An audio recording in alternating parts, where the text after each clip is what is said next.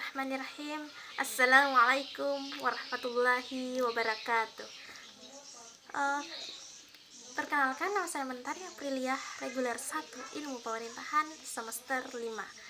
Di sini saya akan membawakan kultum singkat yang bertema salat sebagai tiang agama. Alhamdulillahirrahmanirrahim. Wassalatu wassalamu ala asrafil anbiya wal mursalin wa ala alihi washabihi ajma'in, amma ba'd.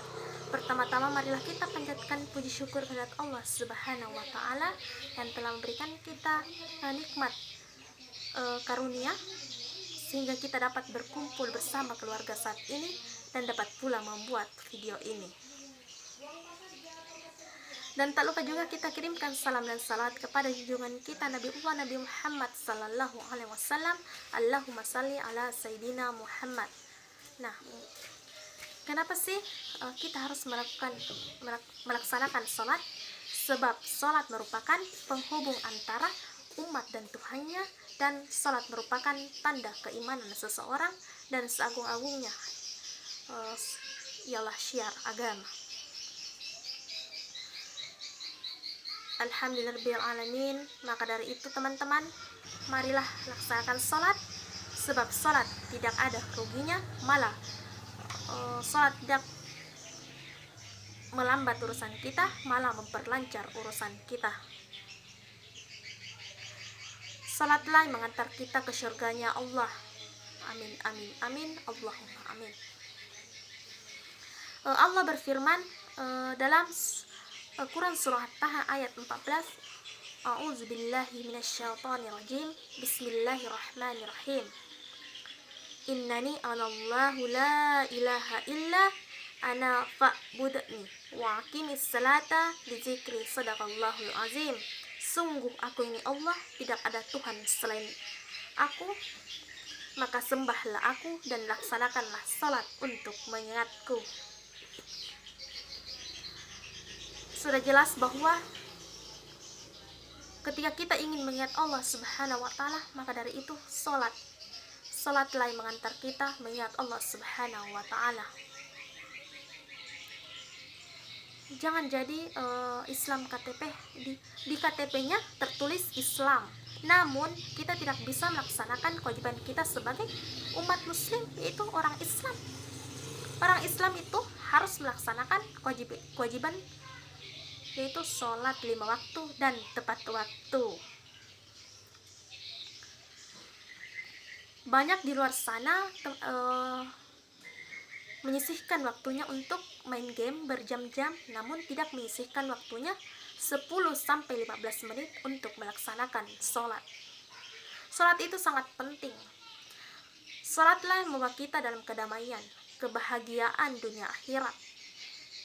Bukan di saat kita meninggal ditanyanya level berapa dalam game tersebut, tapi yang pertama kali tanya adalah ibadah kita, yaitu sholat. Nah, maka dari itu mari berfastabiqul khairat, berlomba-lomba dalam kebaikan, karena sholat itu adalah suatu kebaikan yang paling besar. Ketika kita ingat kematian, ketika kita berserah diri kepada Allah Subhanahu wa taala, bertawakal dan percaya adanya Allah Subhanahu wa taala, maka dari itu salatlah. Kullu nafsin za'iqatul maut, semua yang bernyawa akan merasakan kematian. Maka dari itu marilah salat, sebab kita hanya sementara di dunia dan kita akan kekal abadi di akhirat kelak. Jangan hanya saat ini sholat, ketika bikin video terus kita melihat banyak edaran video-video pentingnya sholat. Bukan hanya sekali teman-teman. Mari sebelumnya kita kembali kepada Sang Pencipta, marilah kita sholat sebelum kami semua disolatkan. Sholat tidak pernah merugikan teman-teman. Amar ma'ruf nahi mungkar, menyeru pada kebaikan dan mencegah pada kemungkaran. Nah, ketika kita melakukan sholat, berarti kita menyeru pada suatu kebaikan. kebaikan yang paling besar.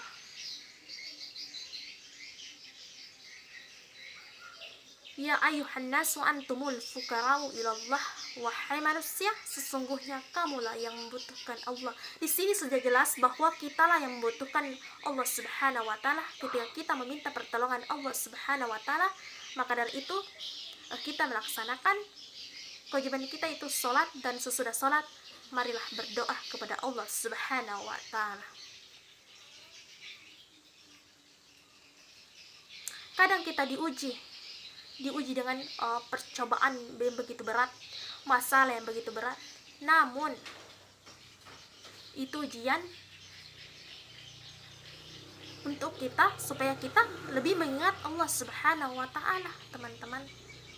Allah tidak akan mempersulit umatnya. Allah selalu mempermudah umatnya, selalu memperlancar segala urusannya ketika kita juga mengingat Allah Subhanahu wa taala. Maka dari itu, yang belum sholat, mari sholat. Mari sholat tepat waktu.